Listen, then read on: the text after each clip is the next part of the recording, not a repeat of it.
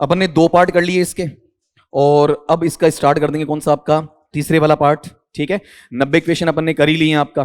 पहले पार्ट में 75 खूब क्वेश्चन हुए थे, लेकिन उसमें क्या है कि लिटरेटम्स वाले बहुत आसान थे, बहुत जल्दी निकल गए थे। इसमें लिटरेचर पर डिस्कशन खूब हो लिया आपका, और उसके मुकाबले लेंथ भी थोड़ी सी कम है आपका। ठीक है, अब यहां पर आओ, इसमें क्वेश्चन नंबर जो अपने पास में है बताओ कौन सा आपका 91 वाला।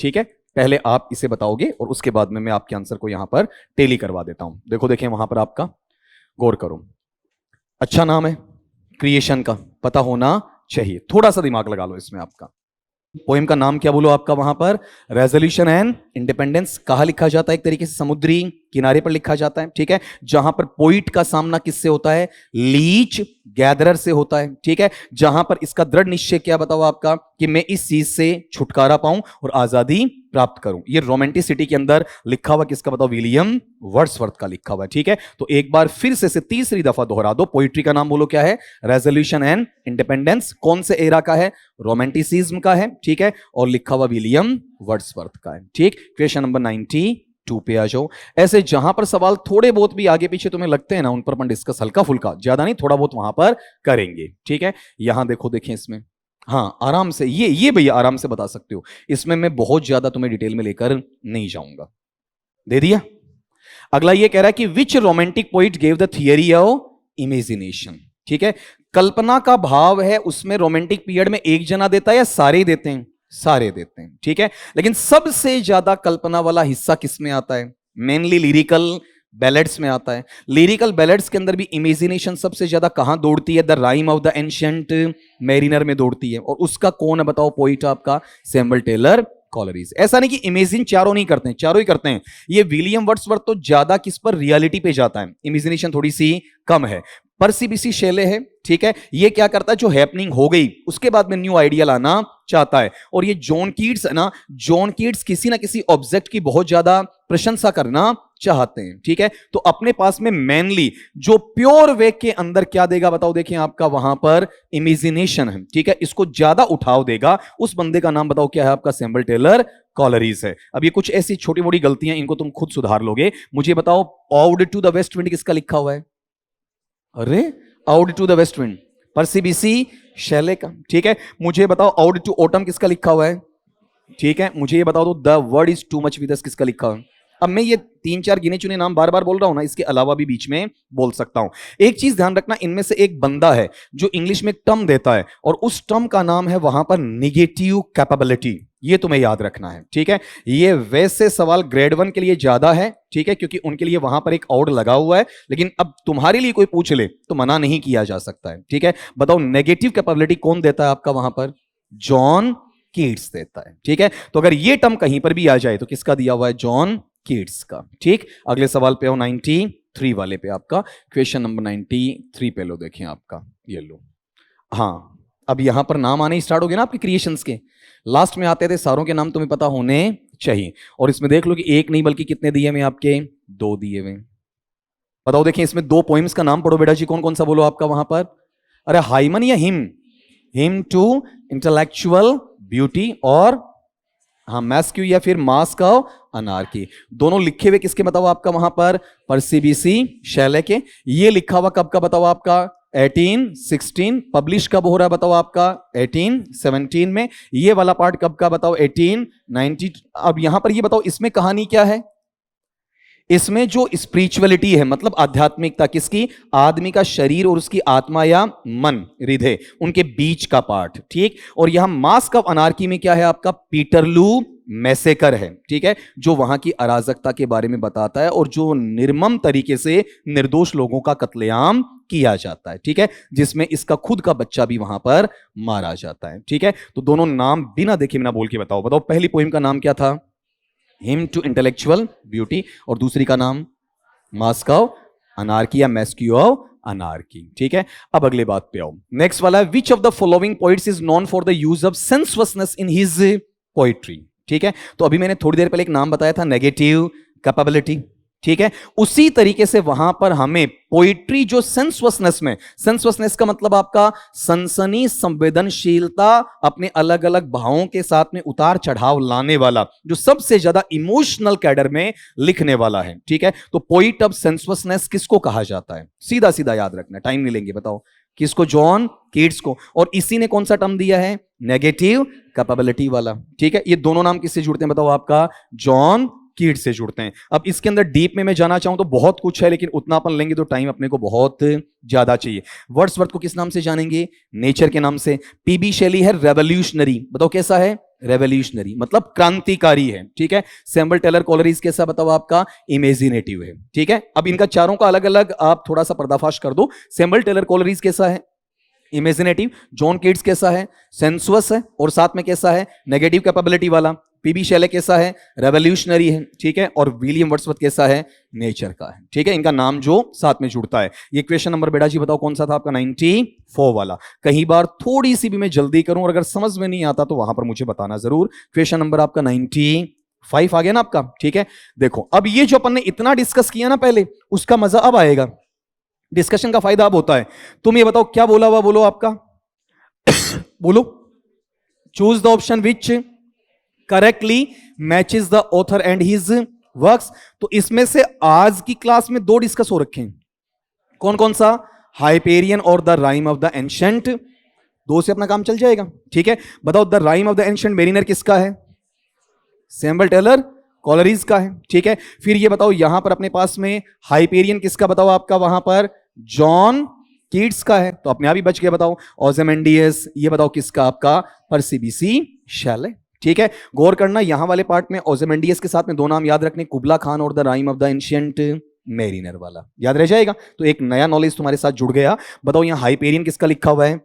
जॉन कीट्स का, ठीक है। The rime of the ancient mariner किसका लिखा हुआ है? सैमुअल टेलर कॉलरिज का। ओzymandias किसका लिखा हुआ है? पर्सी bysshe shelley का लिखा हुआ है, ठीक है। अब एक बार चेक करो अपने पास में दूसरे में, दूसरा है ना आपका, तो बताओ दूसरे में दूसरा कितनी जगह दिया हुआ आपका? 2 जगह। तो 2 ऑप्शन कट जाते हैं ना, ऐसे वाले में ऑप्शन काटना जरूरी है। फिर बताओ अपने पास में हाइपेरियन किस में बताओ आपका? तीसरे में। तो पहले में तीसरा ये रहा, तो ये चीज यहां से कट जाएगी, ये लो आपका, ठीक है। अगर एक मुझे नहीं भी पता तो भी मैं निकाल लूंगा। अब मुझे तीनों क्रिएशन याद होने चाहिए। मैं क्वेश्चन नंबर 96 पे आ रहा हूं, लेकिन 96 पे आऊंगा उससे पहले मुझे बताओ ओzymandias किसका लिखा हुआ है? पीबी शेले का। The rime of the ancient mariner Samuel Taylor Coleridge का। और हाइपेरियन किसका है? एंडीमियन किसका है? आउड टू नाइटिंगेल किसका है? आउड ऑन ए ग्रेशन अन किसका है? ठीक है, ये पता होना चाहिए। अगले पे आओ। Who is called prose Shakespeare? बहुत अच्छा सवाल है, हाँ नेट के लिए। ये आरपीएससी नहीं पूछेगी, ठीक है। ये मैं क्लियर कर दूं पहले, है ना, कि हाँ यहां ये नहीं पूछेगा। ये वही वहां आ जाएगा, कौन सा आपका? जो हायर लेवल के हैं, ठीक है। बच्चा कोई तैयारी कर रहा होता है फिर वो पेपर में डालता है, सवाल अच्छा बताऊंगा आपका वहां पर। मेन बात तो, पहली बात तो, एक तो यहां से प्रोज के नाम से काट दो।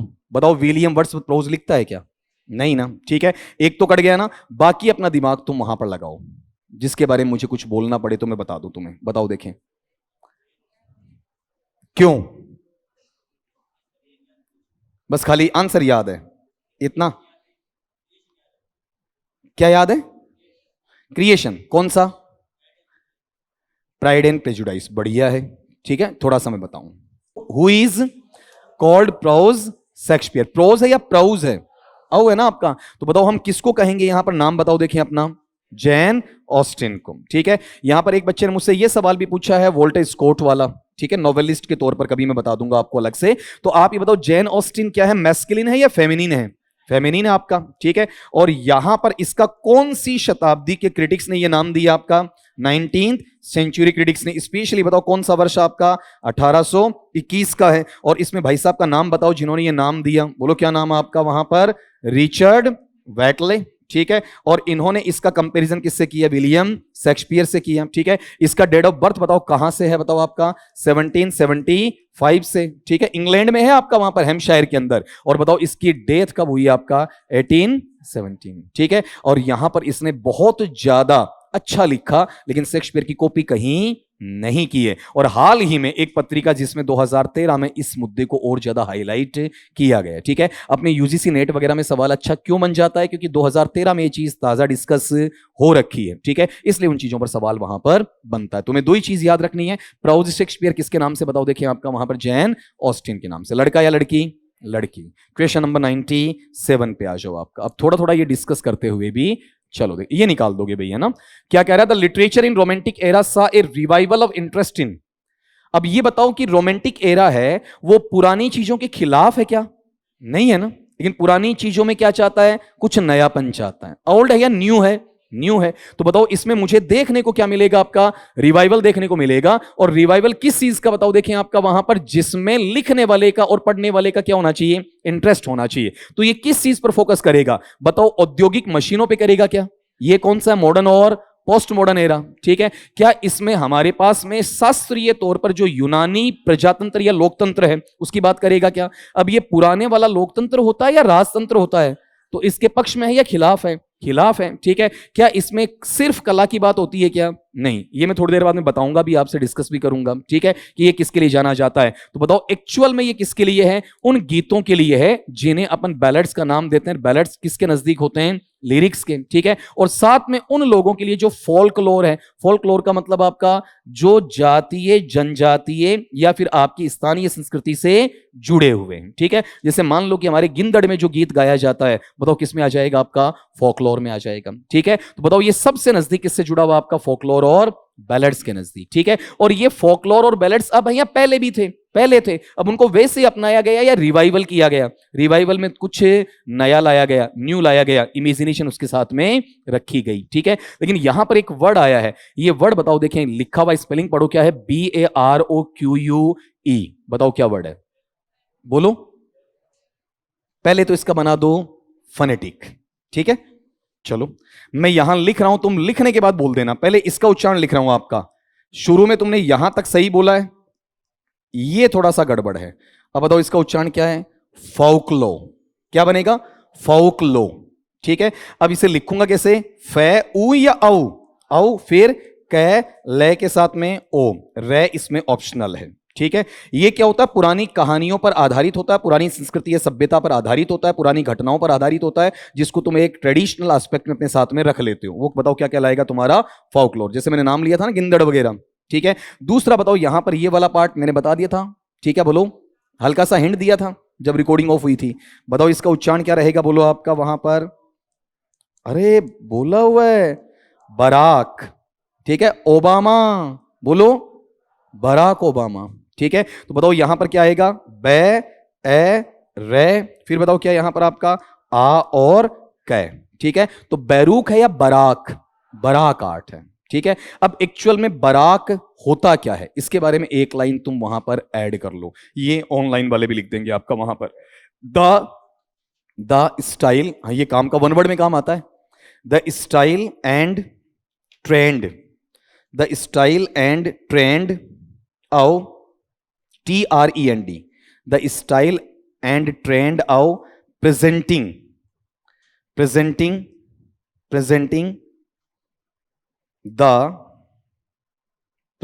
The method oblique approach, presenting the method oblique approach of stylistic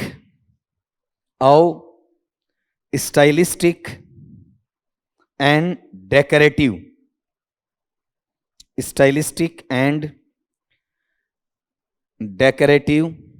pieces in buildings,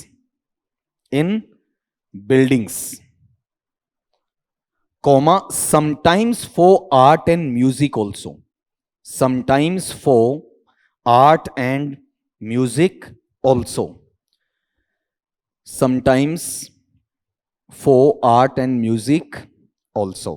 अब तुम एक चीज ये बता दो, मेरे पास में जैसे पुराने आपने देखे होंगे, कोई भी चर्च है, चेपल है आपका, कोई भी मंदिर मस्जिद होगा, ठीक है, कोई भी आपका बड़ा सभागार होगा, उसमें अंदर क्या तरह तरह की कलाकारी की जाती है, उस कला का नाम बताओ क्या है आपका, बराक आर्ट है। ठीक है, हालांकि कुछ जगह म्यूजिकल भी हो सकता है, कुछ जगह आपका वहां पर आपका नॉर्मल अलग वे में भी रखा जा सकता है। ठीक है, लेकिन मेनली बताओ किसके लिए आपका वहां पर बिल्डिंग लाइन के लिए, जिसे अपन क्या कहते हैं बताओ, आपका वहां पर कौन सी कला बोलते हैं बताओ। नहीं, यहां इंग्लिश में तो है, हिंदी में एक वर्ड आता ना, बताओ कौन सा।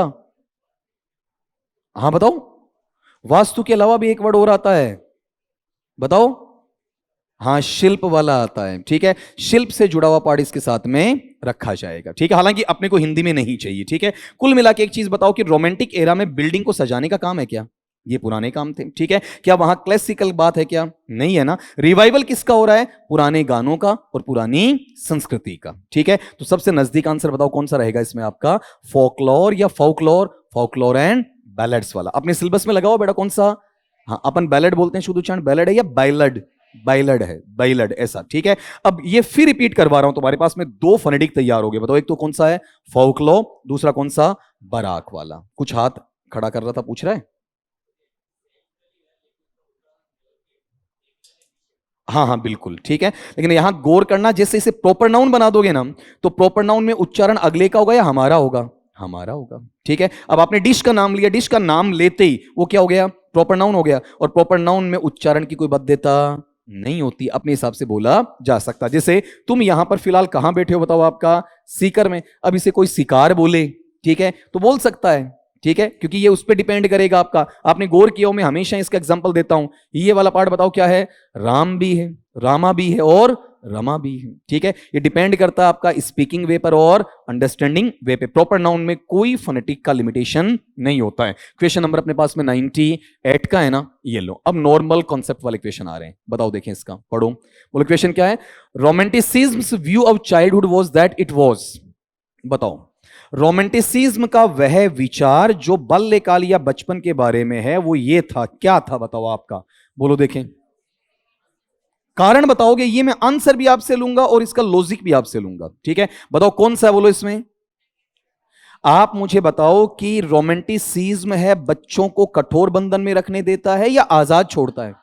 एक ऐसा एरा आया था, बच्चा मिट्टी में लौटता, लौटने दो, बच्चा खेलता खेलने दो। ठीक है, बच्चा एक साल लेट स्कूल में जा रहा तो जाने दो। ठीक है, स्टडी में ड्रॉप ले रहा है तो लेने दो। ठीक है, नौकरी नहीं मिली तो नहीं मिली, बिजनेस नहीं किया तो नहीं किया, चोंच दिए तो चुग्गा मिलेगा। तुम्हारी तरह टारगेट सेट नहीं थे कि तुम्हें नौकरी लगना ही लगना है, ऐसा कुछ नहीं था। आज तो तुम्हारा स्प्रिंग है ना, बसंत ऋतु, बचपन है, गोल्डन एरा है तुम्हारा, उसको दफन कर दिया जाता है। जिस उम्र में तुम्हें जीना चाहिए ना, उस उम्र में तो तुम्हारे ऊपर सपने थोप दिए जाते हैं। ठीक है, जब तुम अपने वाले लॉन्च करो ना बेटा, तो मैं तुम्हें फिर कह रहा हूं, ठीक है, उन्हें फिक्र आजादी देना। बात समझ में आ रही है? मतलब उन्हें फिक्र करने का कोई मतलब है ही नहीं। ठीक है, कि बेटा तेरा ये जो बचपन है ना, ठीक है, उसको तू आराम से जी ले 12-13 साल तक, टीन में आते आते थोड़ा समझा दो। ठीक है, और एक वक्त ऐसा आएगा 2 साल 3 साल लेट जरूर समझेगा, कंफर्मली समझेगा आपका। ठीक है, जिस छोटे बच्चे के माँ बाप खत्म हो जाते हैं, क्या वो दुनिया नहीं जीता है? ठीक है, लेकिन शुरू में छठी क्लास से उसे ये कहना सिखाया जाता है, कौन सा, तू डॉक्टर बनेगा या इंजीनियर। ठीक है, आज 10वीं 12वीं का रिजल्ट आता है,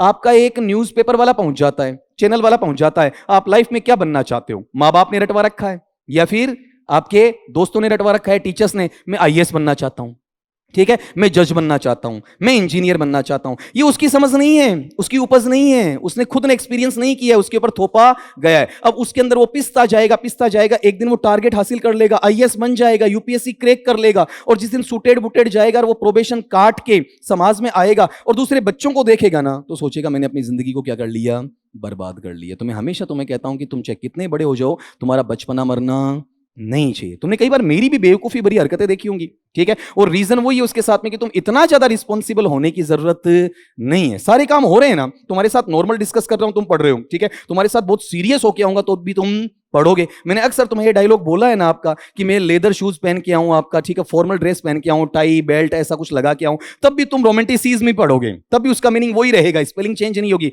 और ऐसा मैं नॉर्मल तुम्हारे साथ में घूम रहा हूं तुम्हारे जैसा, तो भी तुम रोमांटिसिज्म ही तो पढ़ रहे हो ना। ठीक है, हो सकता है कि शुरुआती आपका इंप्रेशन पड़े, उसके बाद में later on after some times ये वहां पर हैपन होने वाला नहीं होता है। ठीक है, लेकिन ये बचपने की चीजें नए के बराबर लोगों में मिलती है। तुम बच्चे, हम मैच्योरिटी उतना नहीं दिखाते, जिससे ज्यादा तुम हमारे सामने क्या दिखाते हो, मैच्योरिटी दिखाते हो। ठीक है, वो मैच्योरिटी है या ओवर मैच्योरिटी है, नकली है, रियल वैसे बेटा हो नहीं, सामने वाला भी जानता है। ठीक है, आप सामने वाले कहते हो ना गुड मॉर्निंग सर, कैसे हो, ठीक है, समझ रहे हो ये इनफॉर्मल है या फॉर्मल है, फॉर्मल है, ठीक है। इसमें वो जो रियलिटी वो आती नहीं है। तो बच्चा किसके लिए बना बताओ, आपका मैच्योरिटी के लिए या मासूमियत के लिए? मासूमियत के लिए, ठीक है। वो सबने सुना ना आपका मासूम मूवी वाला है कौन सा, ठीक है, छोटा बच्चा जान के मुझसे ना टकराना रे, ऐसा कुछ डुगी डुगी डब डब ऐसा ना, वो आपका नसीरुद्दीन शाह वाला, उसके अंदर मासूमियत तुम्हें दिखाई गई है, होना चाहिए, ठीक है। मरते दम तक विलियम शेक्सपियर ने एज यू लाइक इट में आपका जो जैक्स है उसके थ्रू बोला है कि 7 चरण है, 7वें चरण में कौन सा आपका सेकंड चाइल्डिशनेस आता है, ठीक है। बूढ़ा आदमी फिर कैसे बिहेव करता है, बच्चे जैसा। तो बच्चे थे, वापिस मरोगे उससे पहले कैसे रहोगे, बच्चे जैसे रहोगे। शरीर में परिवर्तन आएगा, दिमाग वैसा ही हो जाएगा। तो ताउम्र चाइल्डिश क्यों नहीं हो सकते? अब तुम बताओ, ऐसे बच्चों को कठोर अनुशासन में रखना चाहिए क्या?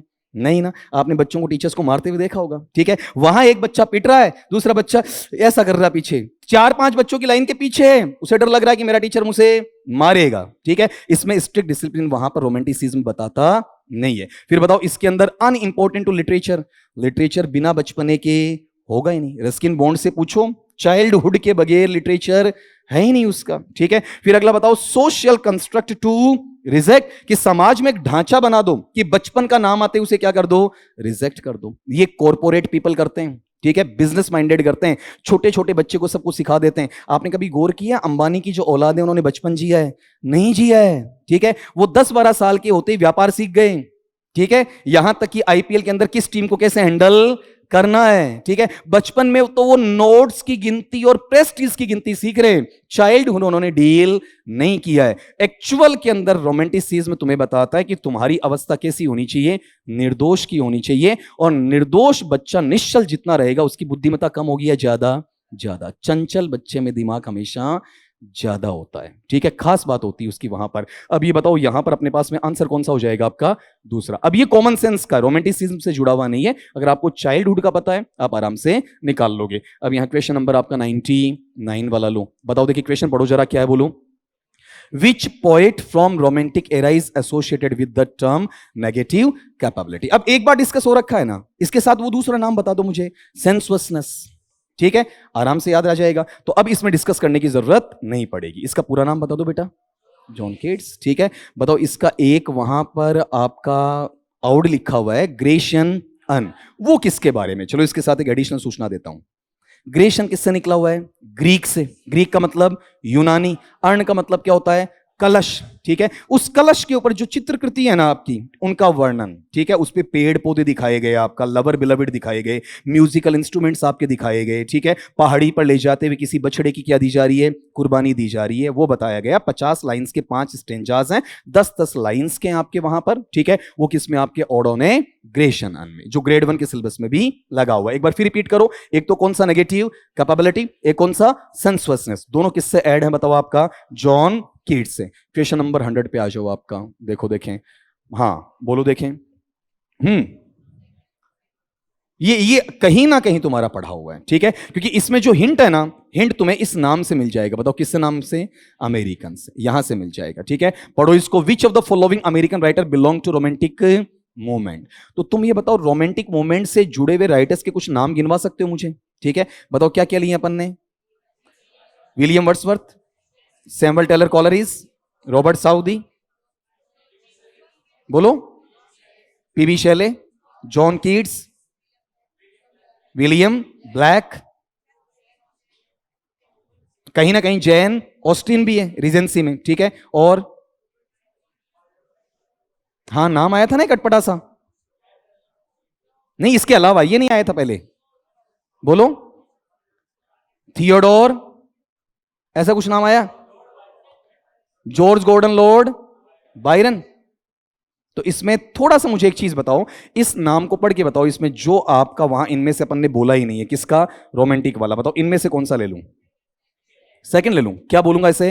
एडगर एलन पो, पोई या पोहो, ठीक है। अब यहां पर पोई नहीं बोलेंगे अपन, ये ध्यान रखना, ठीक है। चलो इसके बारे में हल्का सा अपन डिस्कस वहां पर कर लेते हैं थोड़ा सा, फिर मैं आपसे रिपीट करवा लेता हूं आपका। ये जो चारों नाम है ना, थोड़ा थोड़ा जोड़ दो। एक तो तुम्हें पता है, लेकिन बाकी का तुम्हें आता पता नहीं है आपका।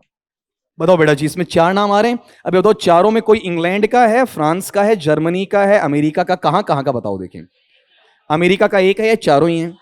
तो बताओ, मार्क ट्वेन है, मार्क ट्वेन कौन से युग से बिलोंग करेगा? गिल्डेड एज, इंग्लैंड में या अमेरिका में? और यहां किस में बताओ आपका? रियलिज्म और नेचुरलिज्म, ठीक है। एडगर एलन पो कहां का? अमेरिका का, ठीक है। लेकिन हमारे लिए कौन सा एज है? रोमांटिसिज्म और गोथिक रोमांटिसिज्म, ठीक है। फिर अर्नेस्ट हेमिंगवे बताओ किस में है आपका? अमेरिका का, लेकिन कौन से एरा में? मॉडर्न और पोस्ट मॉडर्न में। और आपका एफ स्कॉट फिtzgerald में आपका एफ किसके लिए स्टैंड करेगा? फ्रांसिस के लिए। बताओ ये भी अमेरिका का, लेकिन कौन सा एरा आपका? मॉडर्न एरा, ठीक है। तो रोमांटिक एरा के इर्द गिर्द केवल कौन है बताओ आपका? एडगर एलन पो वाला है, ठीक है। क्वेश्चन नंबर आपका 101 वाला, 101 वाला। देखो देखिए इसमें तो सीधा सीधा अभी मैंने बात की है, अभी बात की थोड़ी देर पहले। ये ग्रेड 1 में लगा हुआ स्कूल लेक्चरर में, ठीक है। बताओ पोइट्री का नाम क्या आपका? ऑड ऑन ए ग्रेशन, लिखा हुआ बताओ किसका आपका? जॉन कीट्स का है, ठीक है। कितने स्टेंजाज है इसके अंदर बताओ आपका? 5 है, ठीक है। कितनी कितनी लाइंस के हैं बताओ? 10-10 के हैं। इसका मतलब टोटल लाइंस कितनी इसमें? 50 हैं, ठीक है। इसमें हमारे पास में एक यूनानी क्या है? कलश है आपका, ठीक है। यूनानी कलश के बारे में सब कुछ बताया जाता है। और एक्चुअल में यह कहा जाता है कि इससे पहले भी लोग आए और चले गए, ठीक है। हम इसे देख रहे हैं, हम भी चले जाएंगे, और हमारे बाद में भी लोग आएंगे और चले जाएंगे, लेकिन ग्रेशियन अन जैसा है ना वैसा का वैसा रहेगा, ठीक है। तो इसके अंदर आदमी अमर है या नश्वर है? और इसको ये क्या बनाना चाहता बताओ? अमर बनाना चाहता। हमसे पहले भी था, हमारे साथ भी, और हमारे बाद भी रहेगा, ठीक है। तो अगला इसमें यह पूछना चाहता है कि इसमें कहीं पर कोई युद्ध की बात की जाती है बताओ आपका? नहीं ना, यह सवाल ग्रेड 1 में आना चाहिए बजाय ग्रेड 2 के, ठीक है। क्या इसमें औद्योगिक जनसंख्या की बात हो रही है क्या? नहीं। नाम से पता चल रहा है बेटा आपका ग्रेशियन है। ग्रेशियन का मतलब कहां पर बताओ आपका? ग्रीक में। तो यहां पर आपका उद्योग धंधों से कोई मतलब है ही नहीं, ठीक है। बचा कौन सा? द इमोर्टलिटी ऑफ आर्ट, कि आपकी कला है, कला क्या रहती है? अमर रहती है। फ्लीटिंग ह्यूमन लाइफ, और हमारा जो मनुष्य का जीवन है ना वो कैसा है? क्षण मंगूर है। तुमने गौर किया होगा चार्ली चैपलिन नामक के कैरेक्टर, जिसने पटल पर कभी कुछ बोला नहीं, मुंह से कुछ नहीं बोला, ठीक है।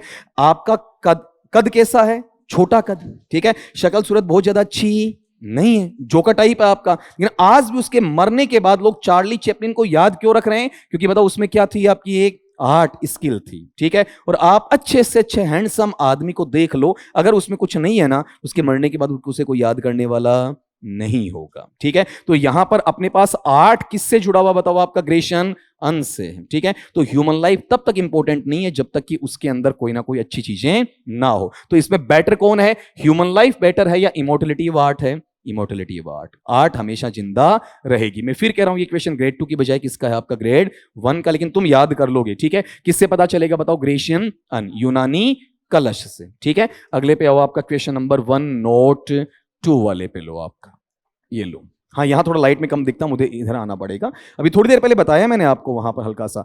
बताओ who is the author of the marriage and heaven and hell, ठीक है। बताओ देखिए इसमें कौन है? क्या है इसमें आपका? ये जो है ना marriage and heaven and hell, ऐसा कुछ है, तो उसमें है क्या?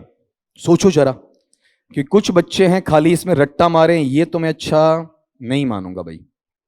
कोई भी बताओ आप में से, एनी वन ऑफ यू बोलो। हाँ, ऐसा कि शादी करो, करते वक्त स्वर्ग दिखेगा और करने के बाद नरक आ जाएगा, ऐसा कुछ नहीं कहा भाई ने आपका, ठीक है। ये तो हमारा पर्सनल हो जाएगा, ऐसा कुछ वहां पर नहीं बोला। अब तुम ये बताओ, यहां पर क्रिएशन का नाम बोलो, क्या बताओ? बोलो, सुधारो इस क्रिएशन को। बताओ द मैरीज एंड या marriage of, marriage of heaven and hell. अब कई बार गौर करना, यहां इसके अंदर विलियम ब्लैक साहब किस पर कमेंट करते हैं? धार्मिक कट्टरपंथियों पर, ठीक है। लगभग फ्रेंच रेवोल्यूशन के बाद में यहां पर 1790 से लेकर 1793 वाली स्थिति में 4-5 सालों के आसपास की बात यहां पर ये बोलते सारा, ठीक है।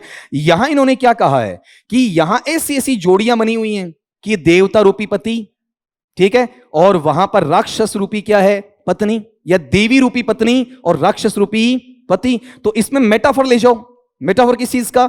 हेवन कौन है? अच्छा इंसान। हेल कौन है? बुरा इंसान। तो जब यहां पर हम देखते हैं हेवन और हेल दोनों साथ रह रहे हैं, या तो पति खराब है या फिर पत्नी खराब है, ठीक है, तो बाहर की चिंता करने की आवश्यकता है ही नहीं। जिसकी हेल की स्थिति यहां बनी हुई है, ठीक है, उसको वहां पर हेवन की चाह है नहीं, और जिसको यहां हेवन मिल गया उसे आगे वाले हेल से डरना है नहीं। ठीक है, तो एक्चुअल में ये क्रिएशन बताओ किसका, विलियम वर्ड्सवर्थ का है या फिर विलियम ब्लैक का है? विलियम ब्लैक का है। ठीक है, ब्लैक ने बहुत अच्छी पोइम्स भी वहां पर ये लिखी हुई है। फिर कह रहा हूं, धार्मिक अंधता हमेशा हमारे लिए अभिशाप होता है, स्पेशली एजुकेटेड पीपल के लिए। ठीक है, पढ़े लिखे लोग इसमें पढ़ने नहीं चाहिए। 103 पे आओ, देखिए आपका 103 वाले पे, इसमें थियरी है खाली।